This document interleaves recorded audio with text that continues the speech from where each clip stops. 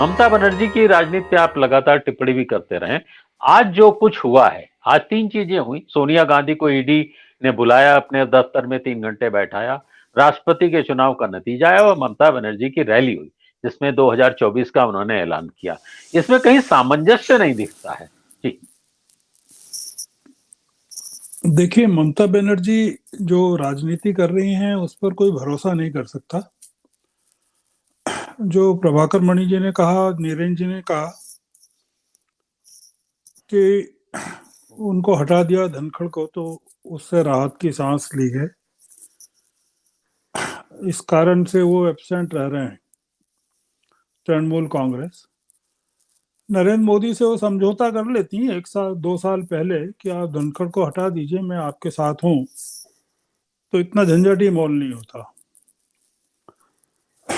जो ममता बनर्जी हैं वो विपक्ष की एकता को इस समय सबसे ज्यादा धक्का पहुंचा रही हैं। एक जिक्र तो इन्होंने किया, हरजिंदर जी ने, आज 13 पार्टियों की बैठक हुई जिस समय सोनिया गांधी को ईडी ने बुलाया, और हरजिंदर जी ने बताया कि केसीआर की जो है तेलंगाना राष्ट्र समिति की तरफ से भी, जो अभी तक एब्सेंट रहे थे, मतलब तेलंगाना राष्ट्र समिति के लोग अभी तक विपक्षी एकता में नहीं थे, अब इस बैठक में समाजवादी पार्टी, तृणमूल और आम आदमी पार्टी तीनों एब्सेंट थे। आप इससे बड़ा दुर्भाग्यपूर्ण और क्या मान सकते हैं कि ये तीन बड़े जो दल हैं ये एब्सेंट थे। और आज ही अभिषेक बनर्जी ये कहते हैं वाइस प्रेसिडेंशियल पोल में टीएमसी एब्सेंट रहेगी। ममता बनर्जी से ये पूछना चाहिए कि वो ये बताएं कि दार्जिलिंग में जो बैठक हुई थी जिसमें धनखड़ के साथ हेमंत विश्वास शर्मा के बीच उनकी क्या बातचीत हुई थी और वो बैठक क्यों हुई थी,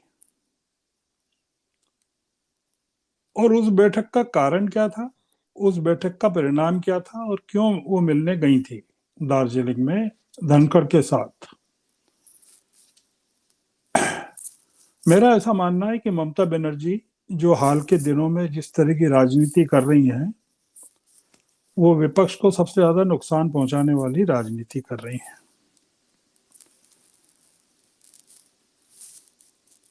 2024 में ममता बनर्जी मोदी जी को नहीं हटा पाएंगी, देश की जनता हटाएगी। अगर हटाया तो ममता बनर्जी इररिलेवेंट है, अब प्रासंगिक नहीं रही। वो थी प्रासंगिक, बंगाल के विधानसभा चुनाव तक थी, पर अब नहीं है। हुआ ये कि उन्होंने बंगाल को ही पूरा देश समझ लिया ममता बनर्जी ने, और उन्होंने ये मान लिया है कि वो भारतीय जनता पार्टी को सिर्फ वो हरा सकती हैं, हटा सकती हैं। मैं जनता की ताकत का केवल एक उदाहरण देना चाहता हूं आपको कि मध्य प्रदेश में जहाँ की बीजेपी की हुकूमत है, अभी लोकल बॉडीज के चुनाव हुए और कांग्रेस की कोई हैसियत नहीं है वहाँ, कांग्रेस का कोई संगठन नहीं है, कांग्रेस का कोई काम नहीं है वहाँ। ऐसे ऐसे इलाकों में वहाँ पर कांग्रेस के मेयर बने हैं कि कल्पना नहीं की जा सकती। आम आदमी का मेयर बना है सिंगरौली में। तो कई जगह नगर पालिकाओं में कांग्रेस ने बाहरी वार्ड्स में, कई वार्ड्स में बीजेपी को हराया। पहली बार हुआ है, कई सालों में पहली बार हुआ है। इस समय जनता का जो मूड है वो सरकार के खिलाफ है, और जो उद्धव ठाकरे हैं, जो अखिलेश हैं, जो केजरीवाल हैं, जो ममता बनर्जी हैं, वो इस समय सबसे ज्यादा जनता के खिलाफ काम कर रहे हैं, जनता का नुकसान कर रहे हैं। विपक्ष की एकता को ये लोग नुकसान पहुंचा रहे हैं। उद्धव ठाकरे ने जिस तरह की राजनीति की है, वो सारा का सारा समर्थन जो जनता का था वो समाप्त हो गया। उन्होंने सांसदों के दबाव में मुर्मू को समर्थन देने की घोषणा की शिवसेना के द्वारा, और सारे के सारे सांसद बाद में चले गए, उनके पास से चले गए। वो न इधर के रहे न उधर के रहे। तो स्थिति यह है कि हम ममता बनर्जी की जो आज की सभा थी, उसको हम कैसे मान लें कि ममता बनर्जी पर यकीन कर लें कि वो 2024 में विपक्ष का नेतृत्व कर पाएंगी या भारतीय जनता पार्टी को हटाएंगी। हमारा तो ये मानना है कि ममता बनर्जी भारतीय जनता पार्टी के साथ हो सकता है चुनावी समझौता करने पश्चिम बंगाल में। तो कोई अरुण जी जो कह रहे हैं कि वो कांग्रेस की लिगेसी को वहां जिंदा रखे हुए, जो 13 लोग मरे थे तब गोलीकांड में, उसको आज भी वो उनकी शहादत को वो कर रही हैं।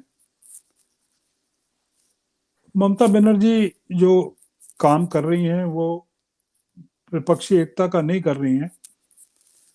अगर विपक्षी एकता का करती तो आज के दिन जब सोनिया गांधी को 3 घंटे तक वहां पूछताछ की गई और सारे के सारे विपक्षी दल एक साथ जमा हुए, उन्होंने मेमोरेंडम पर हस्ताक्षर किए और चिंता व्यक्त की, उस समय उस दिन अभिषेक बनर्जी घोषणा करते हैं कि तृणमूल कांग्रेस वाइस प्रेसिडेंशियल पोल में एब्सटेंड करेगी। ममता बनर्जी ने जैसा कि कहा कि एक भी शब्द नहीं कहा इंदिरा गांधी, ये सोनिया गांधी की जो पूछताछ हुई वहां, उसको लेकर किलकटा में। तो जो अरुण जी ने कहा, मैं उससे सहमत हूं कि मोदी जी ने या बीजेपी ने विपक्ष को भी बांट दिया है, और कौन सा विपक्ष उनके साथ रहेगा बीजेपी के और कौन सा उनके खिलाफ रहेगा, तो एक थोड़ा सा विपक्ष तो खिलाफ दिखाना भी पड़ेगा। देश में प्रजातंत्र है, इसलिए थोड़ा सा विपक्ष दिखावे के लिए भी रखना पड़ेगा। पर जिस विपक्ष पर हम मानकर चल रहे थे कि अखिलेश यादव एक विपक्ष हैं या ममता बनर्जी एक विपक्ष हैं या आम आदमी पार्टी एक विपक्ष, और उद्धव ठाकरे पर भी हम लोग सट्टा लगा रहे थे, तो इन सब लोगों पर हमको यकीन कर देना बंद कर देना चाहिए। असल में दिक्कत ये है कि उत्तर भारत में अब कोई बचा ही नहीं है। उत्तर भारत में कोई एक पार्टी भी नहीं है जिस पर हम विपक्ष के नाम पर भरोसा कर सकें। तो ये 2024 में न सिर्फ भारतीय जनता पार्टी और ज्यादा ताकतवर होकर उभरेगी, ममता बनर्जी हो सकता है कि पश्चिम बंगाल की सारी लोकसभा सीटें जीत जाए, पर उससे देश का कोई भला होगा या विपक्ष का कोई भला होगा, मैं ऐसा मानने को तैयार नहीं हूं। अब तो हो सकता है कि विपक्ष के लोग, आप सोचिए कि यशवंत सिन्हा जो तृणमूल कांग्रेस में पदाधिकारी थे, और वो जब विपक्ष के उम्मीदवार बने तो मुर्मू को लेकर तृणमूल कांग्रेस ने किस तरह का व्यवहार किया।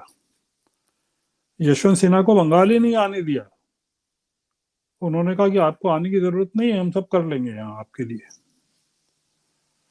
तो ये एक देश को जो धोखे में रख रही है वो ममता बनर्जी, तो इसलिए कोई देश अब उनकी बात मानेगा या स्वीकार करेगा, मैं ऐसा मानता नहीं हूँ कि 2024 में वो जिस तरह की घोषणा कर रही हैं कि वो दिल्ली तक एक मार्च निकालने वाली है, वहां से कलकत्ता से, कोई उनकी अहमियत नहीं है, कोई उनका वजूद नहीं है।